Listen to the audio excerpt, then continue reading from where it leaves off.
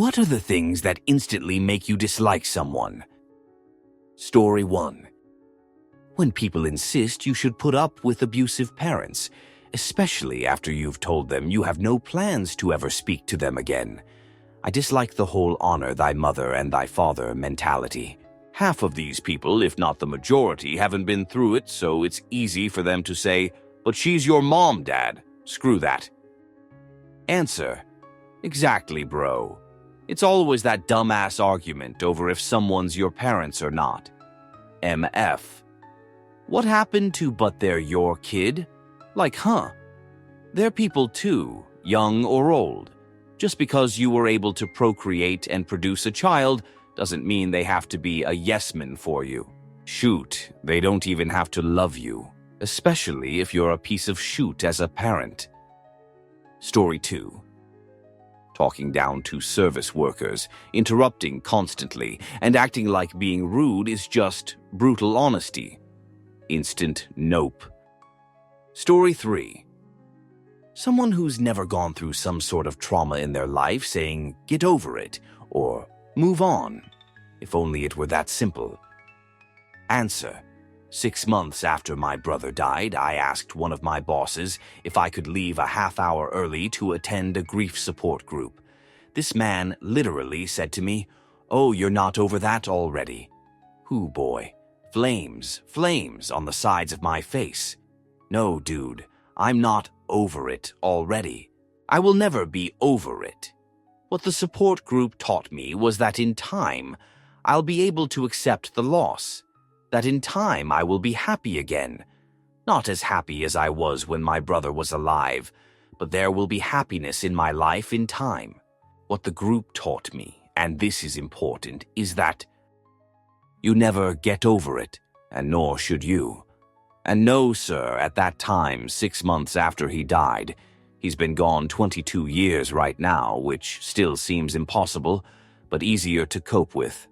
I'm finding it pretty fudge hard to believe that you think my brother should be some distant memory. 6 months. I was still pretty much flinching every time I looked at his picture, so I guess that's not enough time for a healthy acceptance of his passing. How's that? And yes, he ultimately allowed me to leave early to attend the grief support group, or he'd have found his privileged jerk in HR. Story 4. People who genuinely believe blood makes family. Doesn't happen often, but they tend to try and convince me to get back in touch with my family when they find out I cut them out of my life. Maybe mind your own business unless you'd like me to trauma dump to shut you up. Answer: I do believe blood makes family, but not always. Blood is built in connections, and connections are important, especially in this life. But unfortunately, not everyone can trust their family. I just see other people with loving parents and siblings, and it just makes me feel so heartbroken and tearful, because I just don't have that at all. I'm not close to them, and I can never be close to them. I've always just felt alone. Story 5. Disrespect to everyone, everything. There was this guy who had money problems, but he wanted to get a pet. The man helping him asked, "So what if your pet gets sick and you cannot pay for its medication, surgery, etc.? "Oh," said the guy, "I'll just have it put down." Seriously, what? Story 6. If they talk loudly on a cell phone or play music in an otherwise quiet place, get some bloody headphones, yeah. Story 7. If they get confrontational over tiny things, shows they have a total lack of self-control. I don't necessarily dislike them, but I stay the hell away from them. Nothing but trouble comes from those people. Story 8. When you're talking to someone and they're not listening, but instead just waiting to say what they want to say. Story 9. Throwing someone's trauma or secrets in their face when it suits you, using it against them to either prove a point or to manipulate them to doing what you want. Story 10.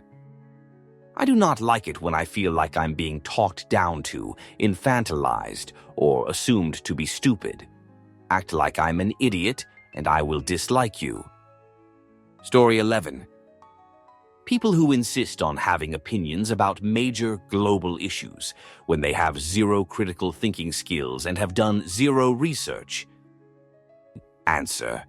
It makes me think of the Dunning-Kruger effect where less smart, I can't find another word, persons think they know everything and are over highly confident about it, and smart people are less confident because of the knowledge that there is so much things to learn and that we don't know that it makes smart people more humble and less keen to open their mouth for something they don't really know completely.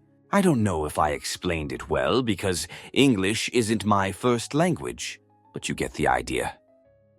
Story 12. Let's see. Rude and entitled people, like a Karen. Not caring about others and stuff, self-centered. No common sense on a high level, no patience for even simple small things like waiting in line, etc.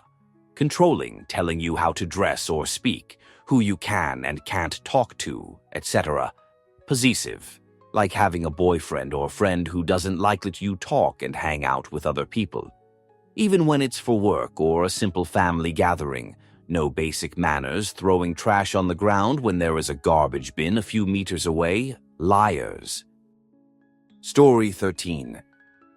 People who start a discussion say political but not limited to that, and when you try to rebuttal what their position cut you off and not let you make your point. Story 14. Anyone who makes others feel dumb for not knowing something or not knowing what they already know. Like, okay, Einstein, maybe try using that big brain to grow some emotional intelligence. Story 15. Anyone who leaves a subtly condescending comment ending with a teary laughing emoticon. I really dislike people who take pleasure in making others emotionally uncomfortable. Story 16. Anyone who claims to be an alpha male or calls someone a beta. I immediately know to dislike them and not take them seriously. Story 17. As some who have a stuttering problem since birth, I still can see people finding that funny. I don't dislike them. I just wonder what kind of a person they are. Story 18. Willful ignorance. I cannot abide someone who is presented with valid variable information to the contrary of their beliefs, only to say, so, I still believe in advocate for this stupid thing. Story 19. People who constantly want praise for being parents, and people who make loving Jesus their whole personality. Story 20. People who spend their workdays walking around bullshitting instead of getting work done and or passing the buck to someone else. We see what you're doing. You're not slick. Story 21. Entitled people who don't give a shoot about others. I can't imagine living a life where I'm not considerate or helpful to others, even sometimes to the detriment of myself. It blows my mind how selfish some people can be. Story 22. How they treat others. I don't associate with people that are rude to cashiers, waitresses, or anyone else. Story 23. I instinctively dislike anyone who demonstrates misogyny, racism, or anti-Semitism. I dislike people who use profanity in every utterance. Story 24. People who think like this, snap judgments and fixed negativity. But it's fine, it's just a thought. I won't hold it against you. Story 25. People with no attention span and or refuse to actually listen to you when you're speaking. I'm tired of repeating myself to morons who are thinking about anything else except the task at hand. Story 26. Being rude to service workers and anyone who can't argue back without potentially losing their job. Story 27. Dislike is a strong word, but the answer will always be litter bugs. If you litter, you are gross. Story 28. Rude to people who work customer service, people with a temper. I don't want to be around any human being who cannot control their anger. Story 29. Not treating animals with respect, even those who hunt regularly, still show great compassion towards animals. It costs nothing to be more kind and gentle with animals, even if you plan on eating them. Still try to show more respect and compassion. Story 30. When you are made to feel useless by someone. This is the worst feeling ever. There are those who would take your help when needed. And there are those who will never take your help, but will take help from others, all the while showing through their actions how useless you are to them. The more close you were to such a person, the greater the pain and the more you dislike them. Need not even be friends. Have you had close relationship with office colleagues? That's enough. For some, colleagues are enemies while friends are to be cherished. The moment you show them you want to be colleagues, they show their true colors. But why can't colleagues be temporary friends, I wonder? In my experience, feeling useful and useless are the best and worst feelings respectively. Story 31. Dislike is such a strong word. I try not to dislike anyone. That being said, there are things that will make me dislike a person instantly. Story 32. Political extremists from any side, bringing up politics in every conversation and on every post they post on, even when it has nothing to do with the subject. Story 33. I wouldn't say dislike someone. It's more a feeling of annoyance. I feel that way when somebody talks over me, talks a lot about themselves, and doesn't listen. Story 34. Anyone rude to retail or food service industry workers. Immediate turn-off and judgment for the basic lack of respect. Story 35. Two-faced. Don't come talk bad about someone, then go act like you're friends. That's some messed up behavior and a waste of both parties' time. Either be real or be two-faced elsewhere. Story 36. I speak the truth. No, you're a jerk and don't know how to be respectful. You can tell the truth and not be a jerk. Story 37. People who punch down to feel superior, whether it's belittling waitstaff or mocking someone's struggles, just reek of insecurity. Bonus dislike if they try to pass it off as just keeping it real. Story 38. People turning the head and acting like they could never be homeless when they see a homeless person. Story 39. A bragger or someone who knows everything or one-ups you all the time. Someone who talks behind your back but nice to your face. Someone who doesn't care about how their choices can affect others. Story 40. No empathy for others. Can't say I dislike anyone, but I get strong feelings of disgust and anger when I see someone not caring for the life of a fellow human. Story 41. Dislike is a strong word, but I strongly dislike people who think they know everything. You could be like, the sky is blue, and they'll be like, well, actually, the sky is baby blue, and according to scientific research, like, please, just shut up. Story 42. Offended people who desperately feel forced within themselves to so sensitively overreact and dramatically exaggerate the most mundane mistakes, mishaps, or actions of other people before they victimize themselves and demonize the other. Story 43. I agree with everything I've read on here so far, but I don't think I saw this mentioned, so I'll throw it in. Being rude or mean to someone who is trying to learn how to do something. They obviously don't know how to do it yet, so being a meanie to them over it does no good. Where I work, we had this one supervisor that was a downright cunt.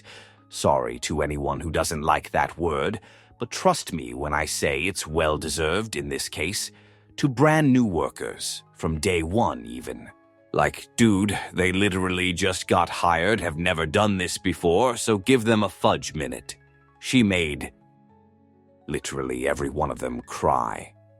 The kicker, I worked there already when she got newly hired, Prior to her moving up to Sup, she didn't know fudge all about how to do anything either.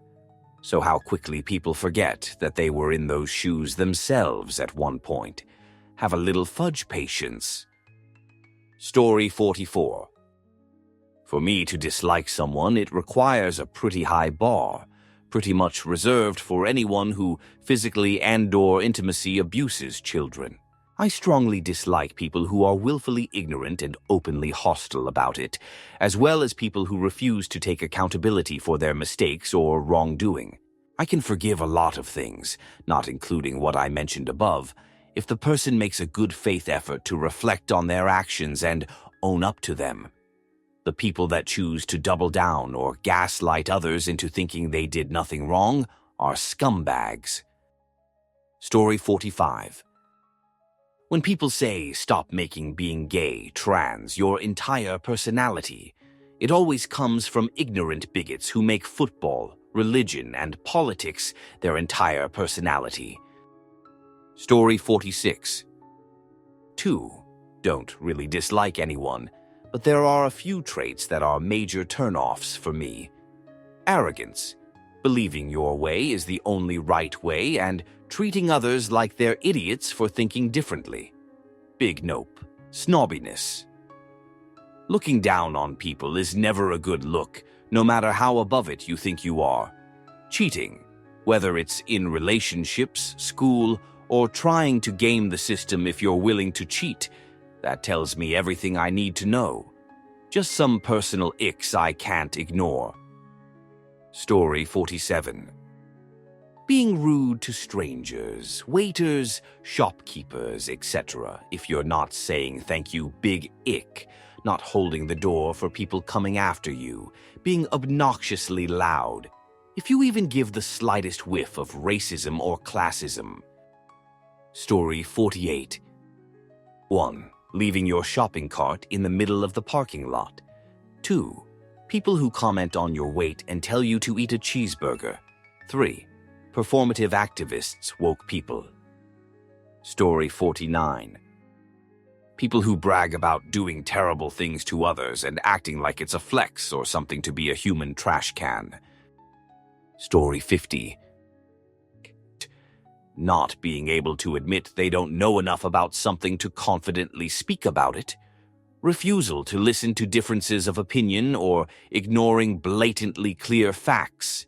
Any form of prejudice or closed-minded judgment, using religion as a get-out-of-jail justification, solution to fudge anything, everything, Caillou, his family, and enablers of his behavior. Story 51. MAGA folks that have life-size cutouts, Trump flags, and other signs all over their yard. Yes, I'm referring to my neighbors down the block. Story 52. Liars and entitled meanie, like to the point that they want everyone to follow them, whatever they want to do with PPL and thinks that world revolves around them. Story 53. When you're queuing in a line for ages, then somebody who just arrived sees a familiar face in the queue front of you, then their family jump in to have BBC, a full-length awkward conversation, hoping that nobody notices them pushing in. Answer: they should probably not try that in the Amtrak line at NY Penn Station. There's an Amtrak employee who watches the lines as people queue up once their track is announced. Watching him toss line cutters to the back is a thing of beauty. A couple of years ago at Christmas, this lady tried to cut straight to the middle of the line, and he snagged her. She pointed to another lady and said, "But I'm traveling with her." He says, "Fine, then you'll meet up with her on the train, back of the line." And here I didn't think I could be any happier at Christmas. Story 54. Making jokes at the expense of someone else, especially jokes about minorities, it deeply pisses me off. Story 55. Dislike is an awfully strong word. Could we all just tone stuff down a bit? There are indeed people I don't like, but I can't say I dislike them. I suppose someone who physically hurts people intentionally is truly despicable. Story 56. The more they try to hide their guilt, the more obvious it becomes that they're guilty. I don't dislike them necessarily, but trust is gone forever. Story 57. The men that believe they deserve respect simply because they are a man. Calm down, little guy. Nobody has respect for such a hot head that burns all his bridges, still believes they have never done any wrong in their life. Be so fucking for right now, I feel like such a meanie, but I can't help but laugh in their faces. Sometimes, Lolo. Story 58. One thing that instantly makes it hard for me to trust or even be around someone is dishonesty. It's not just about lying, but that feeling of being manipulated or misled. Story 59. Dislike is a very strong word. I suppose I dislike war criminals.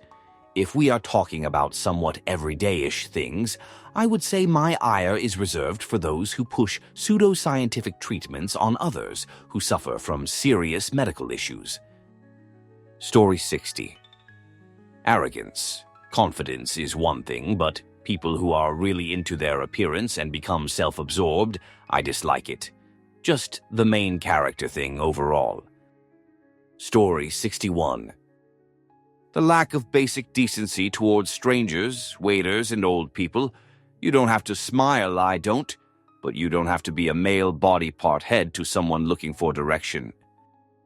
Story 62. Claiming my work as their own. Or almost as bad is the we collaborated. I worked and you scrolled on social media. Story 63.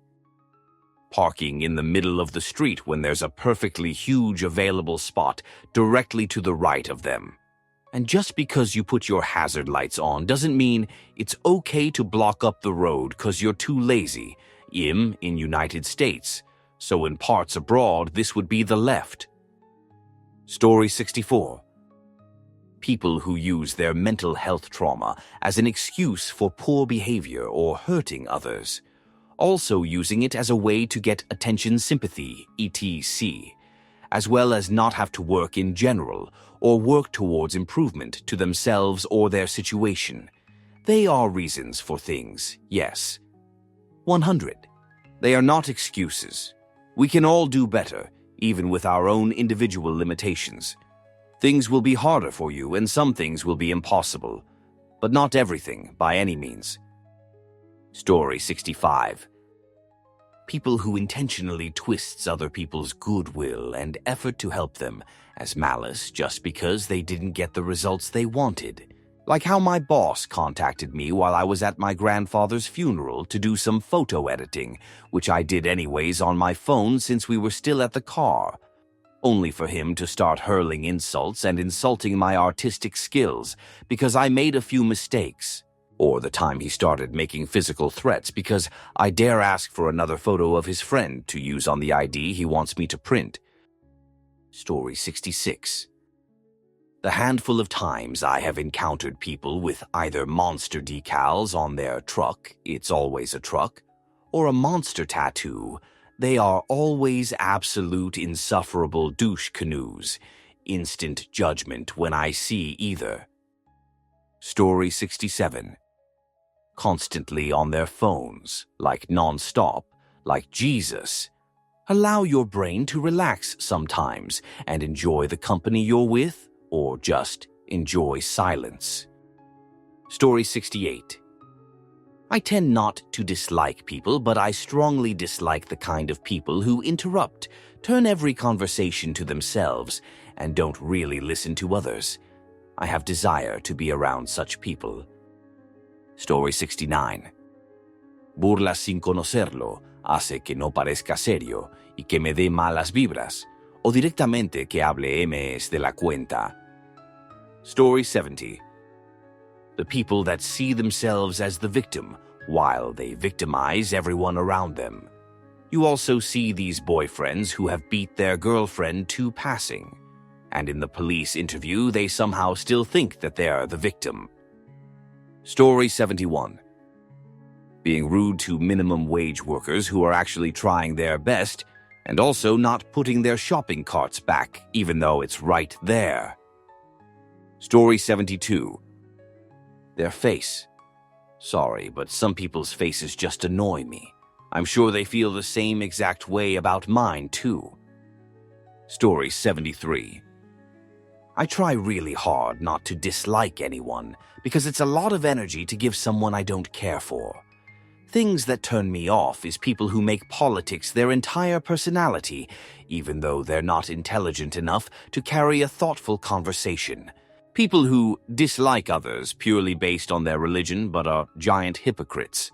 Also, pick-me's annoy the absolute shoot out of me. Story 74. When someone constantly needs to one-up every experience you share, you tell a story about a rough week. Theirs was worse. You're excited about something. They've already done it, and it's not that great. It's exhausting, invalidating, and weirdly competitive for no reason. Story 75. Somebody whose whole personality is politics, and that's all they talk about, and make their whole life decisions off of being around people with the same political views as them. Story 76. One-upping others, like, I broke my leg in a car accident, followed by them saying, I can do you one better. Or, that's nothing, when I've spent hours cooking only for someone to say, my enter someone's name makes this better. Makes me want to pick up their plate SND, throw it in the garbage, while telling them to go have them make it for you. Also, putting spices or whatever into their food without tasting it first. Backstabbing and/or lying. Story 77. You cannot open your mouth or write 2 sentences before they make a political remark. Both sides have their cults. No, my baby's third eye is not Biden's Trump's fault. Story 78. I don't know how to phrase this properly, but when people say their family was poor as a kid, but in reality their parents are highly successful, lawyer, doctor, etc., it's like they want to cosplay struggle because they have nothing else interesting to do. Story 79. People who are immediately dismissive of others because they feel superior or main character types. Also, anyone abusive to animals will see my fighting side really quickly. Story 80. Playing music loudly on their phone in public. Conducting a loud phone call on speakerphone in public. Also littering. Story 81. People who dislike things that are extremely mild inconveniences. I'm not talking people who dislike chargers that barely work, unless at an angle. I'm talking about people who feel the need to mention how much they dislike cats, how much they dislike children in public spaces, how much they dislike picky eaters, how much they dislike the homeless, how much they dislike pop music, how much they dislike people into astrology, how much they dislike small dogs, how much they dislike people from other places. Not necessarily xenophobia, though I dislike that too. More so just people who dislike others from the next town over. How much they dislike Valley Girls. How much they dislike fans of opposing sports teams. Like, we get it, you can't stand people who like things. I should mention it's not people with casual disliking of any of these things, but people who claim to dislike them because it's okay to dislike things, even if you have no moral right to, because everyone is their own person. There is a huge difference between someone who just doesn't like cats and someone who will rant and go on and on about how bad pets cats are and how much better dogs are and how cats are the spawn of the devil. It's just so annoying. Story 82. Baseball caps, ear gauges, and pine-scented perfume. Also, poor hygiene. Wash your hair, people. And people who think they're parents because they have fur babies. Ugh. Story 83.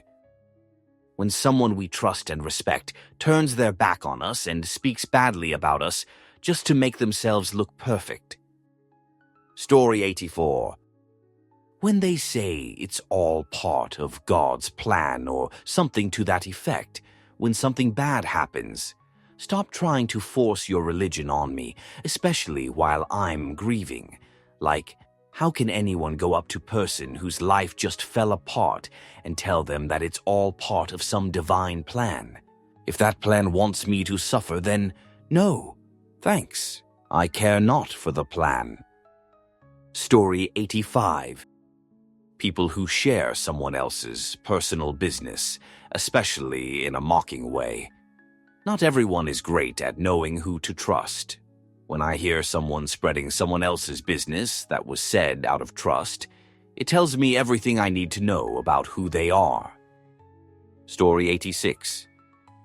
When I tell people I am always beyond tired and exhausted, all the time because of my MS-related fatigue, and they respond with either, "Oh, I am tired too.